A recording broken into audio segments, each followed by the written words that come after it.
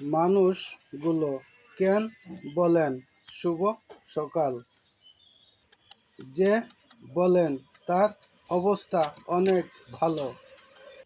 ঘুম থেকে উঠে ডাইনিং টেবিলে বসে অনেক ধরনের নাস্তা করেন। আমি হতদরিদ্র অসহায় একজন মানুষ।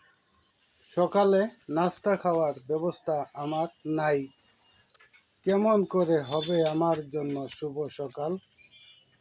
মাথার ঘাম পায়ে ফেলে ঝড় বৃষ্টি রৌদ্রের মধ্যে কর্ম করে সারাদিনে পাই 500 টাকা। সন্তান বলল, খাবো বাবা ইলিশ মাছ আর গরুর গোশ। আমি বললাম, এনে দিব বাবা আগামী কালকে। পরের দিন আমার আর কাজে যাওয়া হইল না।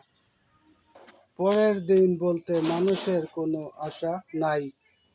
পারলাম না আর সন্তানদেরকে দামি খাবার এনে দিতে।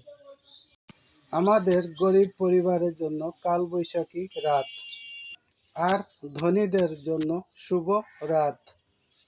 প্রিয় বন্ধুগণ, ভালো লাগলে আমাকে বেশি বেশি ভালোবাসা দিন।